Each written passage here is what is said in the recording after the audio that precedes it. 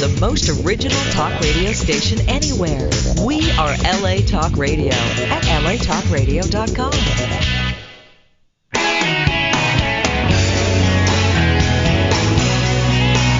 You're listening to The C-Spot with Wendy Cooper, right here on LA Talk Radio.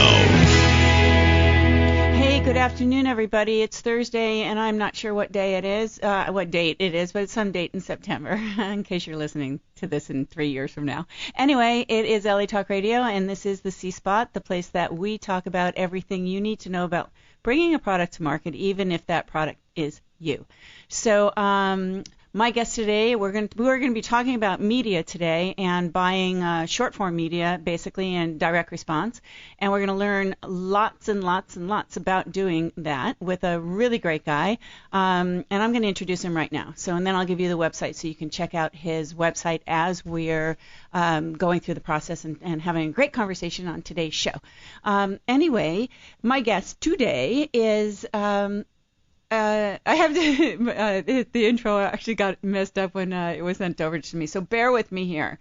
Scott Kowalczyk actually is the president and CEO of Direct Avenue, an amazing short-form media buying company for direct response. He started his career, I believe it goes like this. He started his career with ICG, which is a company owned by Carrot, working in the general market accounts. Then he went on to direct marketing world, working with Williams Worldwide Television, which I did not know. And then he started the short form division, direct response division, or the short form division for Euro RSCG. Now, okay, that in itself is a big deal for those of you listening that know Euro. Huge. Anyway, clients range from traditional direct marketing accounts to top brand corporate accounts, all looking to achieve a better ROI. He has a personal passion for business that inspires his team, his clients, and all those that work with him, and I can vouch for that because it's amazing the difference between working with the Direct Avenue's team as opposed to other media companies. I'm not slamming anybody that I've worked with, but I got to tell you, working with Scott's team is amazing. Hey, Scott, are you there? I am here. Hello. Oh, hello. Hello. How are you? By the way, thanks for having me on the show. And I've listened to it before. And it's a great show that you have every week. Oh, thank you.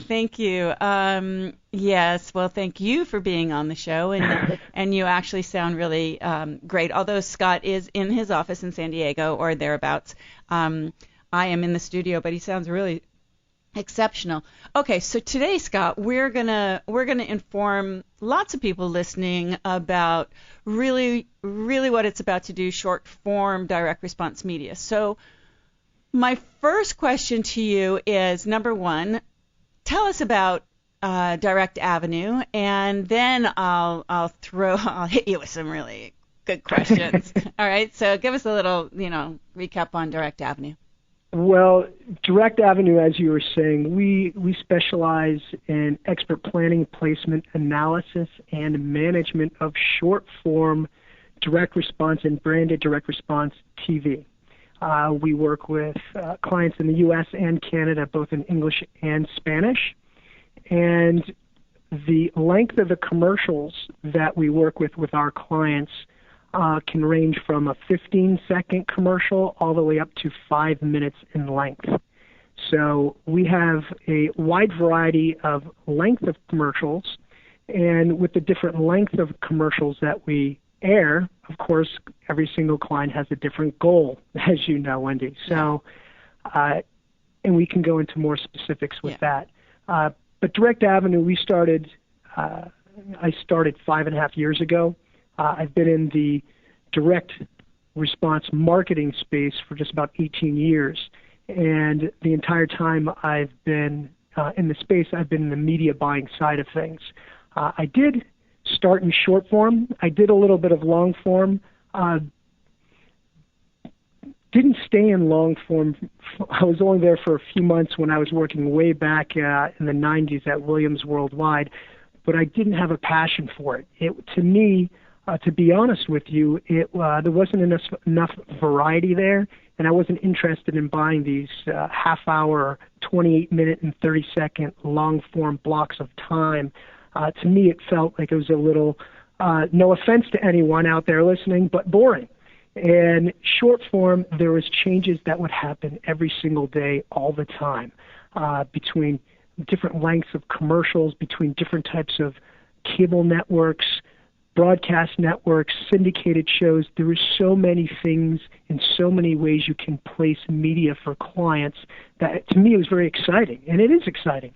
So the reason, once again, why I stayed in short form is because I had a passion for it, and Direct Avenue started because I left my previous company for this opportunity. I built and helped build two other companies' short form divisions, and I said to myself, you know what, if I don't do it now and take the shot, I'll never be able to do it.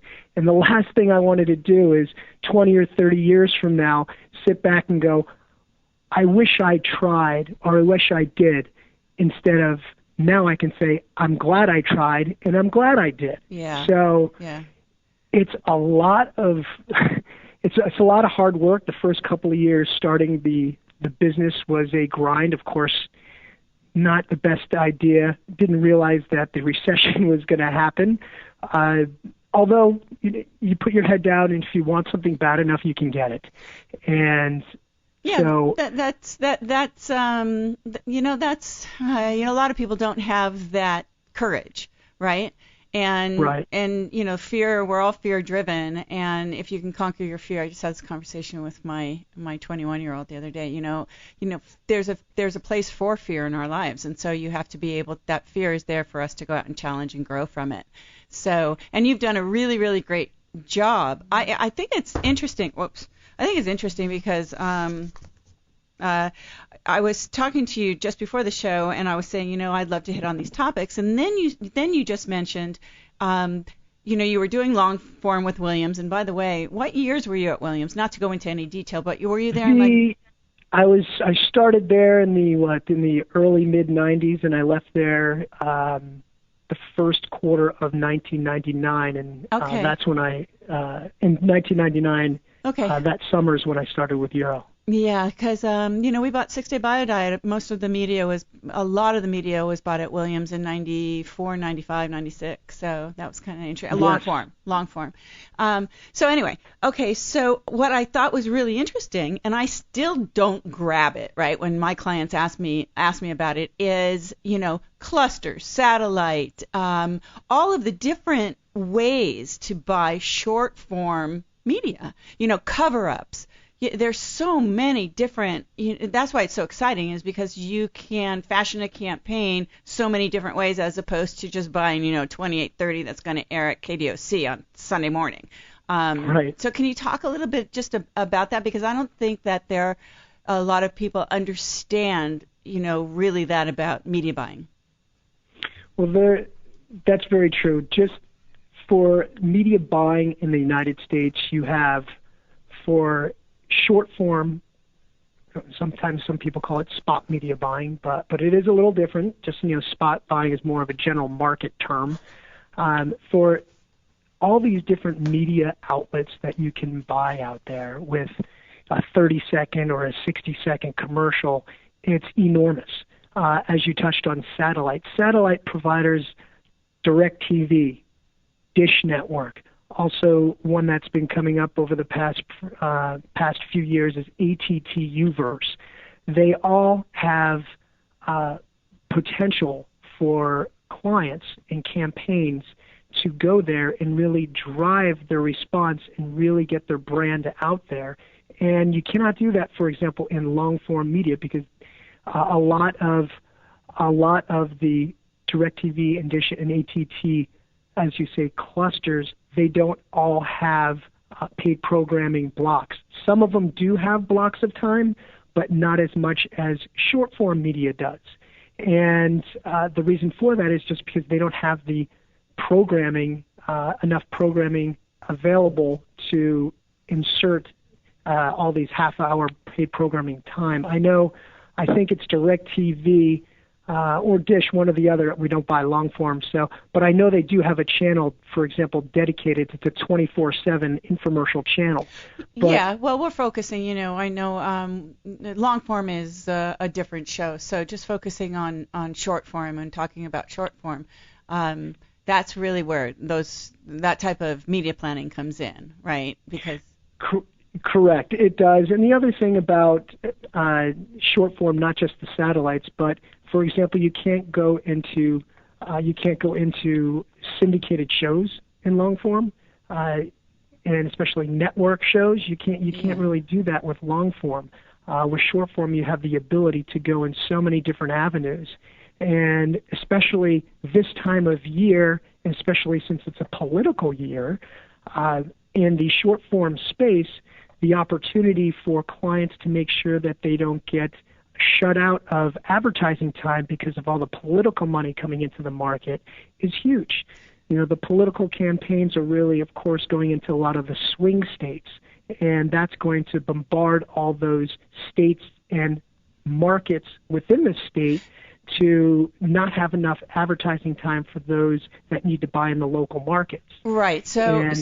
But in direct response, and in short form direct response, I always preach to my clients that, we shouldn't go into those local markets, that we should stay in the national cable, because more eyeballs, and actually at the end of the day, it's really not that much more expensive. People have this preconceived notion that, I can't go on television, or I can't launch my product through direct response television.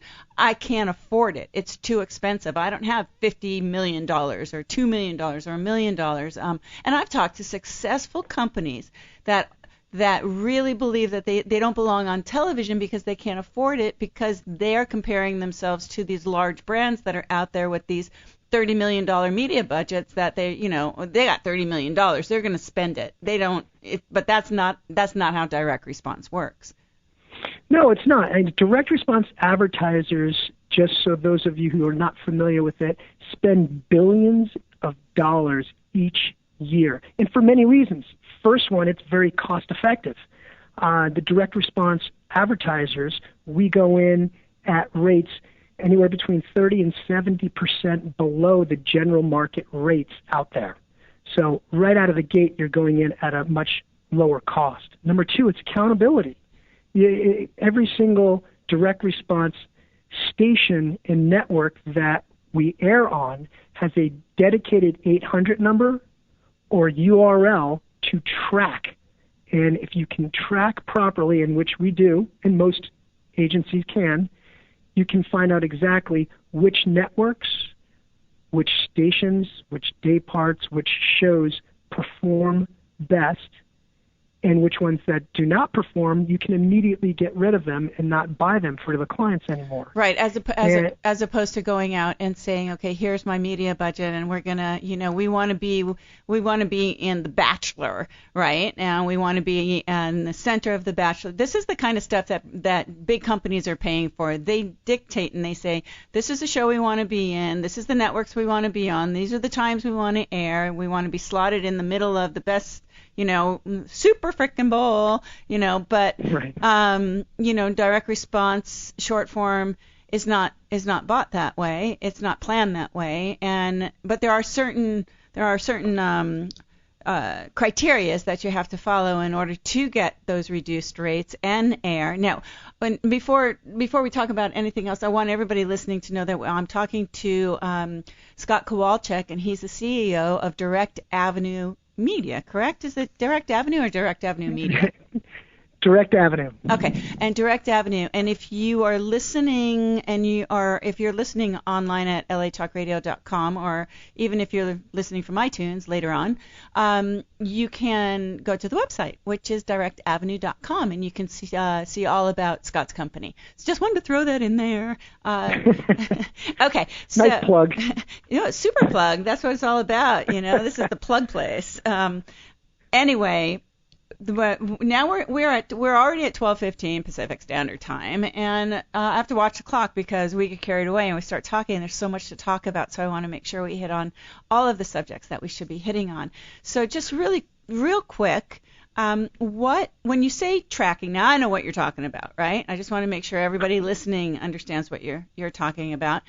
We were recently at a conference, at the D2C conference in Las Vegas, and I had a meeting with, a company that's new to the short form space. And and they said, well, we got five 800 numbers. And I said, I don't care. You can't use your 800 numbers. We have to be able to track, because it's a soft offer, we have to be able to track your media. Therefore, we have to track that through the telemarketing company, which then supplies the 800 numbers, which then supplies those 800 numbers to the media company that then places them in the commercials depending on the station. Or explain a little bit about how that works, because tracking and quantifiability is everything in direct response. Correct. So very basic 101, when the creative and production is completed, the producer sends that tape over to that, or the master tape over to the dub house. The dub house is the company that makes copies of the commercial, and what they do is they encode a different 800 number to each network or station or syndicated show that's going to be airing the commercial. And the reason why they need a different number for each station or show or network is, once again, going back to when it airs, we get a download every single morning from the telemarketing companies that receive all the data from when people call in. There's calls and orders and revenue that's generated from these consumers calling in. It gets downloaded into our system every single morning, and based off of that, we can look and see results of exactly which exact time that a commercial aired, and we can see exactly how many responses came in. So by doing this tracking, we as a media buying company can manage and massage the media to where we're going to make sure that we get the best return on investment for our clients. Because if something's working really, if we have a big airing, for example, that aired even this morning, and we want to see how it did, we can even look online and talk to the call center. We can see how much came in as far as calls, orders, and so on and so forth. Yeah. So, and another reason why I love this space is because you can respond immediately. You don't have to wait a few weeks or a month. Like some of these general market accounts out there, they put in buys that are there and stay there for 3 months, 6 months, a year out. Things change. Media changes every single day. And by tracking these results, we can maximize the client's ROI, not just weekly, but daily, to make sure they get the return that they need in order for them to grow their campaign and their business. Right. And as long as you do that, they will be successful. Yeah. So, okay. There's so many things that I so want to talk about and share. So that's going to be another show where I'm going to have you back, because, no, seriously, there's just too many things. As you're talking, I'm thinking, okay, well, let's explain this. Okay, well, let's talk about that. And we just can't fit it all into one show. So, got it.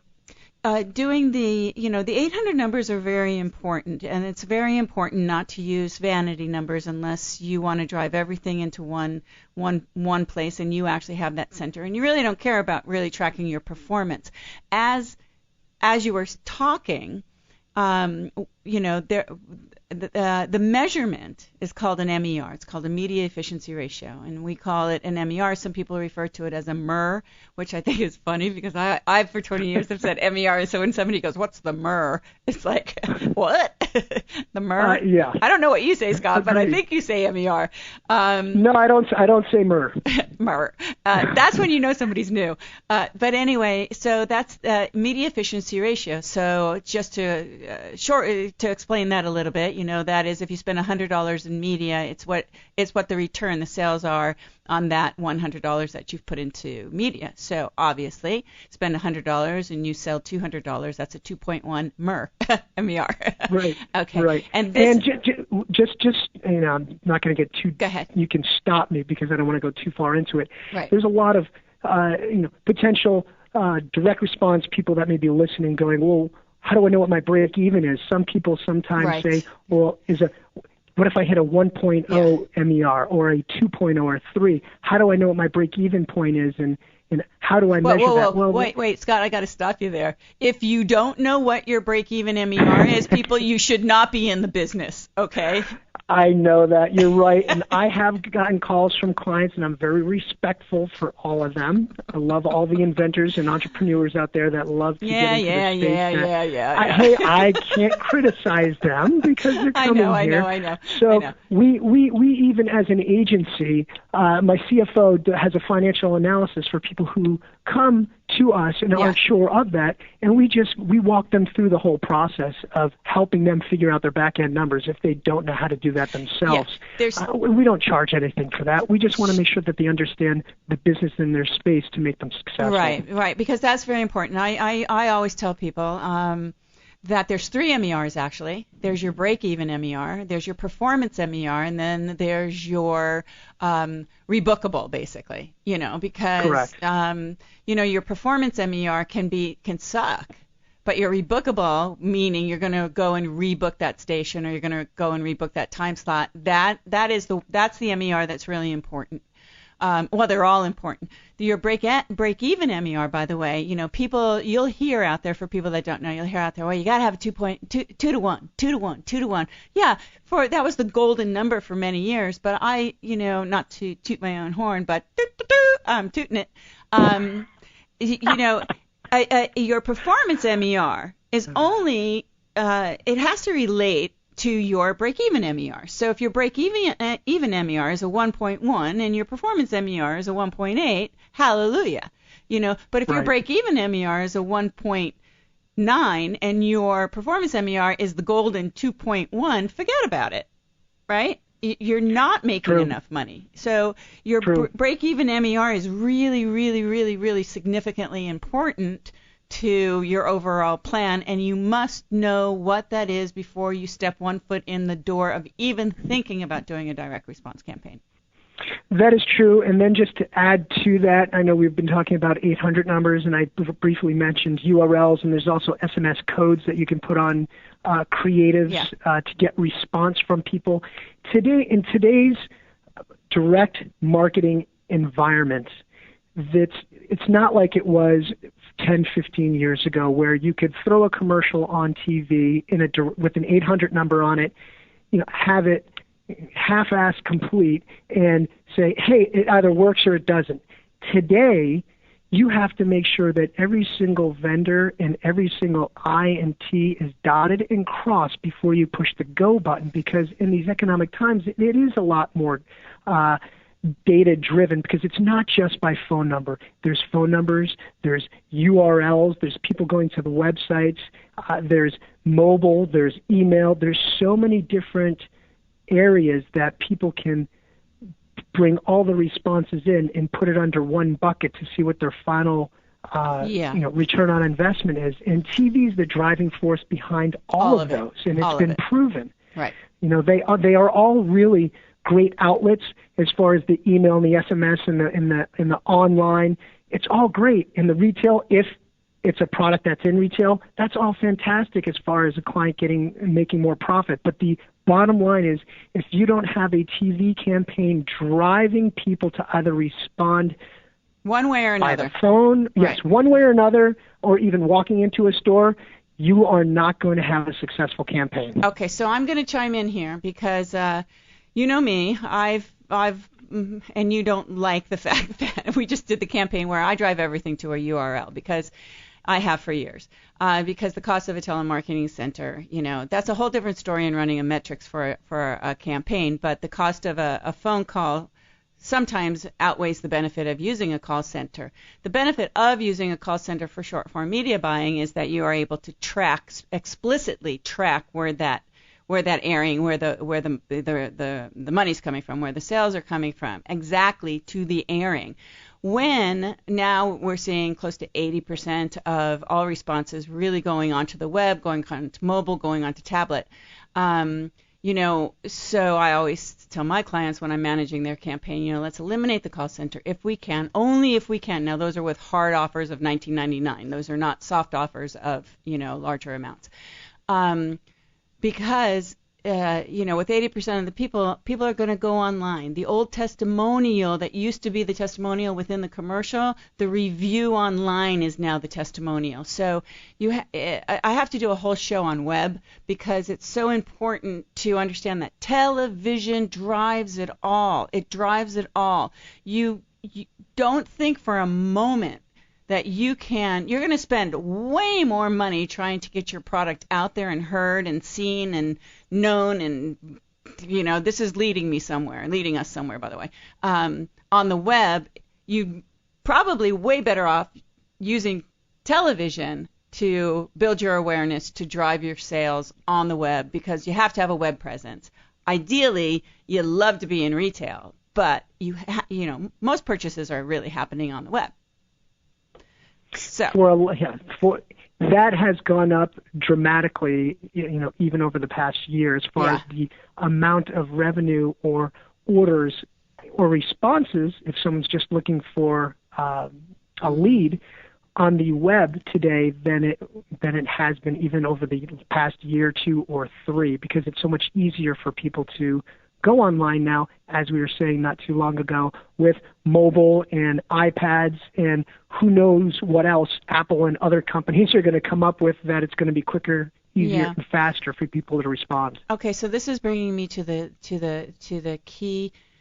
I'm going to talk a little bit about this, and I told you before the show I have something to share, oddly enough, with you that I want to get your opinion. And I don't know if we've spoken about this in the past, but I find it very interesting that, everybody is talking about, social this. We all know Facebook ads don't work. I actually read an article this morning that, the mom and pop Facebook ad works better than the Target or Walmart or whatever it was ads work on Facebook. And I don't think any of them are working, by the way. But anyway, but there's this thing called shareability, okay? And I find it interesting, and I want your opinion on this, as how do we measure shareability? Now, shareability to me is, let's say Molly is watching television and she sees a commercial and she sees the product and she decides, well, I'm really interested in that product. I'm going to go online. And she goes online and she sees the product. And then she says, well, I'm not going to buy it right now, but I'm going to tell Mary about it. Right? And I'm going to go on Facebook and put it on Facebook, or I'm going to put it on Twitter. I'm going to send her an email. This is social or shareability factors. And then Mary, I think it was Mary, and then Mary maybe buys it, and then Mary tells 10 of her friends. And so what happens is the commercial that we don't think in standard terms of looking at performance of the commercial and how the commercial actually performed, we just can't measure the shareability factor of that one response, or many of them. Do you see where I'm going with this? I do, and that's so true today. For example, and a lot of commercials, I'm gonna bring it back to some TV, but it's hitting on the multi-screen mania that people have out there, with people having 2 screens, 3 screens, 4 screens. 2 screens meaning like a TV and a computer, or a TV computer and a smartphone, or a TV computer, smartphone, tablet in their lap while they're watching TV or doing something. Yes. So people are kind of like on a unicycle, throwing everything in the air at once, going, oh my gosh, what do I have? Where should I respond next? So the response, when people see things for the first time, today they may not respond right away. We, Direct Avenue, we see with our clients, we see a lot more, shall I say, drag data coming in. I'll explain that. When a commercial airs, you see a big hit of calls or response right away. And in the past, that would maybe last. People would call in or respond maybe a day or two, possibly 3 after an airing, because maybe they wrote the phone number down and would remember it. Right, right. A Or day they or get two to later. work and they do it at work or whatever. Right. Today, I've seen as long as pretty much 4 to 6 weeks of drag response from people that are watching the commercial on television, because it's a lot more. It's the percentage of drag per dollar of airing. So let's say we had $1,000 commercial that aired, and let's say that we typically would get 100 responses even after the drag. So 3 to 5 days after, there'd be 100 responses. Today, I see $1,000 airing, but after that airs, on the same type of campaign, the drag would be 4 to 6 weeks, and that percentage, instead of 100, I would be seeing more like maybe 115 or 125. So there's a 15 to 20% increase that I have seen today from a few years back as far as the drag amount of people, and quote unquote, I'll say that going into the sharing, as you said. So people are not just typing it in on their on their phones, but they're sharing it on the social sites. Exactly. And they may be sharing that same exact number or URL or text message. So that's where I get that increase in drag response.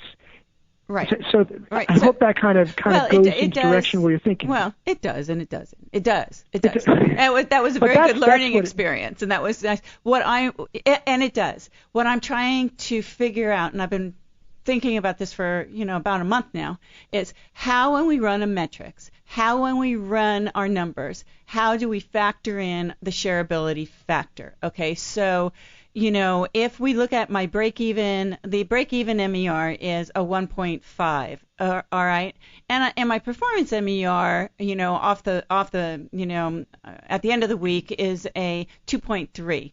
God bless you. But anyway, it's a 2.3, right?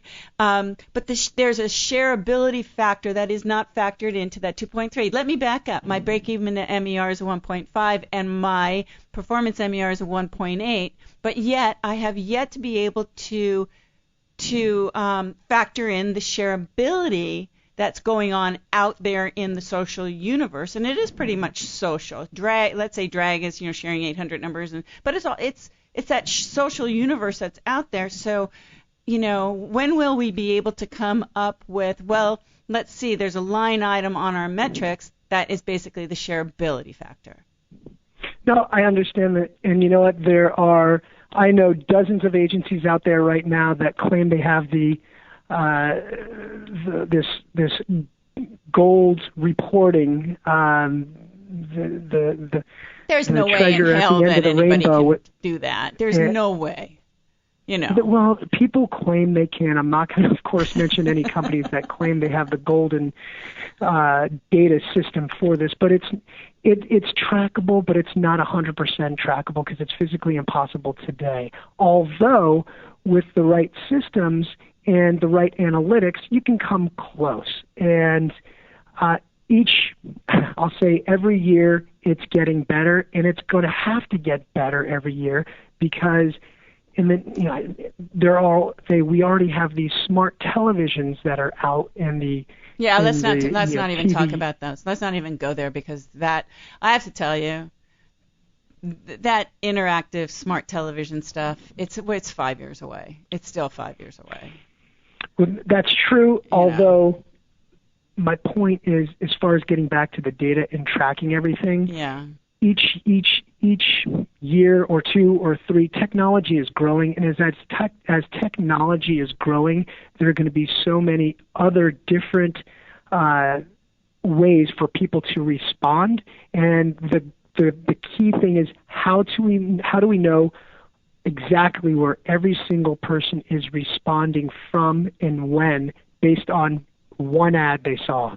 Right, exactly. That's the goal. That's what everyone's trying to figure out there, and people are doing a good job. Okay. All right. So we only have about 5, 10, 15 minutes left. So there's a couple of other things. Sorry to cut you off, but I have so many things I want to talk about. There's also I wish we could get into it, when you run a 2-minute ad and when you run a 30 and a 60, when you drive retail, when you tag retail, what does it all mean? What's it all about? We should write a song. but we don't. Well, I was going to say, I'll touch on a couple of these quick things, because I know you said the timing quick. on this. In the DRTV space, for people that are out there, and the question that I've heard sometimes is, is it scalable? Of course it's scalable. There's never a shortage of media opportunities out there, regardless. There's a mix of commercial lengths and media properties out there, so that's not a problem. And the other thing that's great about DRTV, direct response television, it is recession proof. But guess what? It's accountable, it's immediate, and it's specific.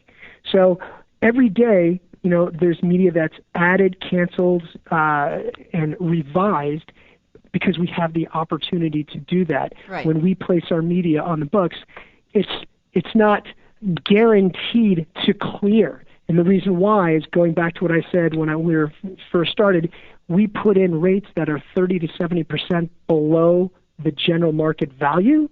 So we have to follow up with these stations and networks on our media buys every single day to make sure that we not only clear the media or air the media that we purchased, but we want to make sure we're getting the best return on investment for every single one of our clients every single day.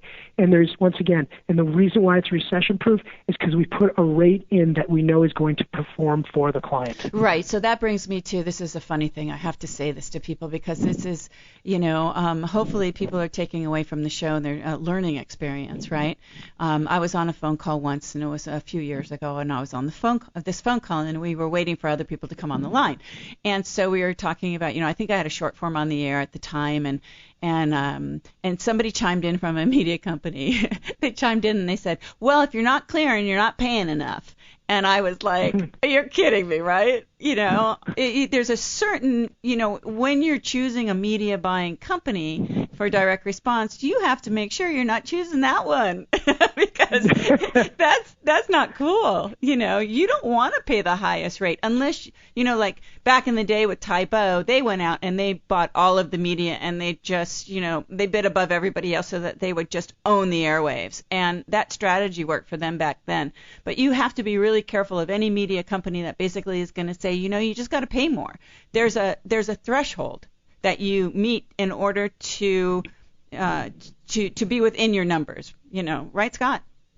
True. No, it's definitely true. And the problem is there's a lot of people, no offense to salespeople out there, but there's salespeople that need to be more educated in media buying. And one of the huge successes that we have had at Direct Avenue the last 5.5 years is I've been in buying media for the last 18 years, and I know exactly the day parts, the networks, the shows that work, that don't work, approximate rates that work or don't work, certain local markets. So I know all that. So when someone says what you just said, my first response is you have no idea what you're talking about, right. And if that's the way you're pitching your company or your business, you're going to fail. People who are considering DRTV and a DRTV agency, the first thing is they need to make sure that the agency has a history of success on TV and also experience in the category and vertical. Exactly. And I think that it would be really great right now for, your company is Direct Avenue, everybody directavenue.com, talking to Scott Kowalczyk. We have 10 minutes left in the show, but how about if you talk about, some of your clients have been on, you buy a lot of media, and you have some very recognizable clients. Is it okay Correct. for you to tell people who they are, or you don't want to talk about that, or you don't want to bet juju on it, or whatever? I didn't get approval for them to go public, but I'll give you one example. One example that there's a product out there. It's a diet product called Lipozene. Right. Everybody knows Lipozene. A lot of people know about them. I've been working for that. With and for this client for about 9 years. And after I started Direct Avenue, I stopped working with them for 2 years. And then when my non-compete was up, they came over and started working with me 3.5 years ago. And we basically took them, and this is a very good success story, and I'm happy to tell it. We took them from spending, they were doing well, and then they weren't doing well. And when I took them over, they were spending about $20,000 or $30,000 a week, and they were hurting. And you jump ahead today, and I'm not saying their media spend, but they're doing very well, and they're all over retail stores all over the United States, and they're probably going to have their best year in history. So it's taking, and the key to success in this space, there's a lot of different direct response types of clients and products. Right. And this one example, just so people know, it's a diet product that's looking to get a MER, media efficiency ratio, so they're looking to get a return on investment. And of course, they're pushing retail as well. But the key thing in this space, you have to really, I'll use the word, grind out media rates and opportunities with stations and salespeople. And in this business, it is all about relationships. Sometimes people talk about how much media to buy. Oh, you can leverage that against your station that you're talking to. Yes, although it's not just that, it's your relationship that you have with them and your persistence as a media buying company to stay on top of the media buys on a daily basis that's going to get you the results that you need. And there is a lot of complacency in this space where media buyers put a buy in the system and send it to a network, and then a week or two or a week later they'll find out, did it clear? Did it run? Did it respond well? Did it not respond well? That's not everyone, although whoever's looking for a direct response agency, please make sure you do your homework, because there is a lot of complacency in the space. Yes, and so for us here at, I was just going to say, for us here at Direct Avenue, it's a passion for what we do. Yes, and now I am gonna interrupt you again because I can. That's fine. And I am going to say that what you're saying, because for you to say it about yourself is one thing, but for me to say it as a client who is a very satisfied client who has bought media, both long form and short form, for very successful campaigns over the years that I've run, I have to tell you, everybody listening, that, and I'm not just saying this, it's just true. I have never worked with a company, no matter how much you're spending, your team will call me every day. I could be spending $3,000. I could be spending $50,000. It doesn't make any difference. And I've worked with other companies where you're swept under the rug if you're not spending a lot of money. I've worked with a lot of media buying companies that are like that, and I've pulled it. Or I've worked with media buying companies that think that they know what they're talking about when it comes to your product. Like, I really analyze my product. I look at my clients' products. They're not my products. But I look at, who are these people? Where are they watching? What are they thinking? When are they sleeping? What age are they? Where, who are they? And sometimes the media planner within the media company doesn't get it. They don't get it. They just assume, okay, this is somebody over 60 years old. Well, they're going to be up late at night because they're old. No, people, they're sleeping. More than young people. The younger people are the ones that are up late at night. The older people, they're sleeping. So, you have to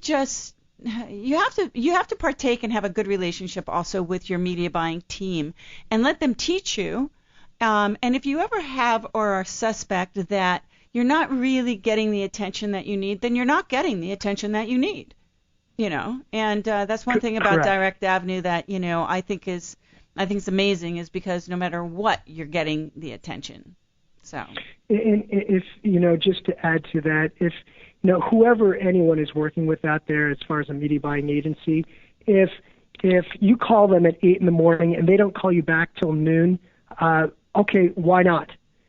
in this space, if it's about response, not just responding for a campaign that's on the air, but if your agency gets back to you on a timely manner, exactly when they say they're going to get back to you, guess what? They're on your campaign and making it work for you. Right. If they're not getting back to you on a timely manner, no matter what situation or reason for getting in contact with you is, that means they have other clients that are more of a priority than you. Right. And to me, that doesn't sit well. So, I always tell people when I was at Dual Action Cleanse and over there at Irwin Naturals many years ago and running that campaign, I used to, I was working with people that were new and they weren't really in the business. And I would say, direct response means that you have to directly respond to things every day, that everything needs your attention. And if you can't directly respond right away to, issues that come up, they cannot wait. In this business, they cannot wait. You can't say, I'll do that tomorrow. You have to respond to it, because if you don't, it's like a domino damage effect. It just goes right down the line. So it's the urgency in the direct response business is so critical, especially with media. Also, I've called you guys up and I've said, pull it. We're not getting the response that I need. I got to get out of it. See what you can do to get out of it. And more than not, you were able to get me out of most of it. Well, whatever it was that I was trying to get out of. Sometimes I couldn't get out of all of it, which totally understandable. But you were there.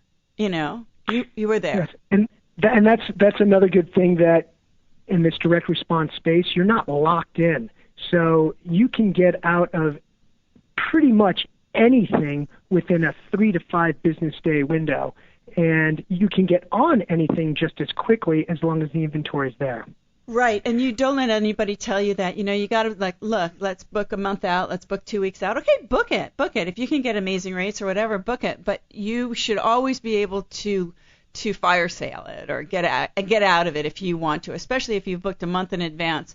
If a media company is telling you that you can't get out of it, bullshit. No, that goes back to the way companies are managed from the top down. And since I love media and I've got a passion for it, I look at every single proposal, every single client, everything, every single week. And the bottom line, at the end of the day, the company that's going to succeed for their clients has a true passion for what they do. If you have a passion for what you do and you're going to get it done, you will succeed. And there are too many people that, going back to the word complacency, they just follow somebody else's lead. 2-minute countdown. Okay, so I've been talking to Scott. Thank you so much for being on the show. I just want to make sure I get all the information in. It is Scott Kowalczyk. He is the CEO of Direct Avenue, directavenue.com.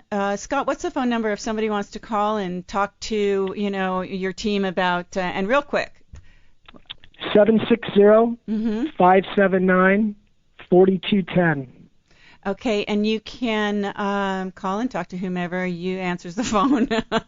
You can call me, I'll answer, or you can use Scott at directavenue.com and email me any questions that you may have, or if you just want to talk about something, I'll be more than happy to help you out in regards to this space. You don't want to talk about somebody's love life or something like that. But anyway, okay. No, I don't. So Scott, you have been wonderful. I'm going to have you on the show again because there's a lot of things we did not get to talk about. But that won't be until late November or somewhere around there because I am booked until that time. So I am so happy about that. I got to check the time. Hold on. Okay, I still have a little bit of time. I'm going to pitch myself. So you've been listening to the C-Spot, and I really would love people to visit the Facebook page, C-Spot Talk. I do have a blog, and I'm trying to blog, and that's also called cspottalk.com. People, it's the letter C. It is not S-E-E. You can email me at Wendy, W-E-N-D-I, with letter C, spotrun.com. I would love to hear from all of my fans, and I know I have tons of them. Got to check the time. Anyway, I love doing the show, and I love that everyone that listens.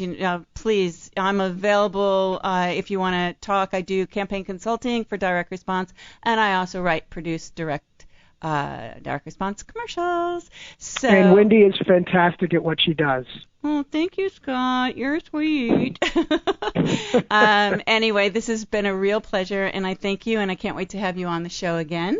And everyone, you've been listening to LATalkRadio.com. This is the C-Spot, the place where we talk about everything you need to know about bringing your product to market, even if the product is you. I will talk to all of you next week. Thanks. Bye.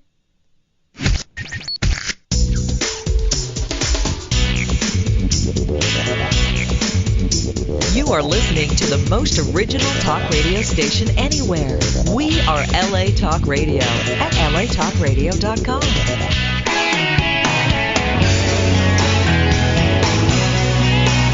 You're listening to The C-Spot with Wendy Cooper, right here on LA Talk Radio.